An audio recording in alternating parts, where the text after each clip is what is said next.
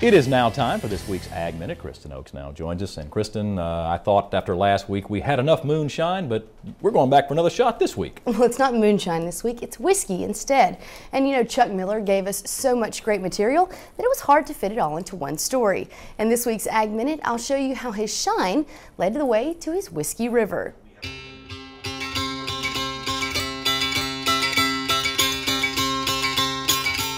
Like a fine wine, Chuck Miller says good whiskey, well, it just takes time.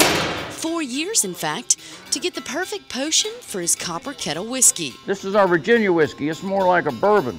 Yeah, it's a lot like Jack, but it's a lot better. And just like his moonshine, Miller uses his grandfather's special recipe with his original copper kettle, hence the whiskey's name. So is this a trial and error recipe? Oh no, this works. Copper Kettle is a rich, triple grain, double wood, twice distilled brew. The whiskey is made from a mash of corn, wheat, and barley, all grown right here on the farm. Yeah, everything is local here. We make everything comes right from this area. Of course, we raise our own corn. And this product here is actually corn, wheat, and barley. We use 3 grains for this one. So what makes this whiskey so darn good? He says the secret is in the wood. Instead of putting the whiskey in the barrel, we put the barrel in the whiskey.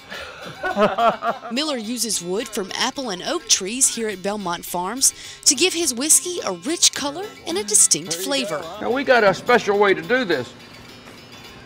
This is an apple tree. We cut that apple tree up and toast it, see? And then we take this and we soak them in here, just like that.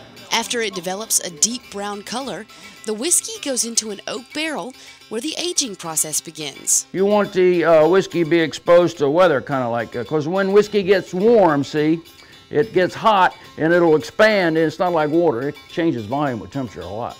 You know, on a hot day, it'll push as hard into the oak, and it'll start even push through the cracks sometimes. Well, there's one that pushed a lot. But then on a cold day like today, it shrinks back up and comes out of the wood. So when you got hot, cold, it goes in the wood, out of the wood. That's what helps it age, see. 400 years ago, the Virginia colonists first made whiskey on the banks of the Jamestown River. And Miller says making whiskey is just a part of American history he wants to preserve. The colonials down there had the technology, and the Indians had the corn. And it's had a heck of a life ever since, but we've been making it in Virginia now for 400 years. So I'm just kind of carrying on a little bit of American heritage, a little bit of Virginia tradition, you know.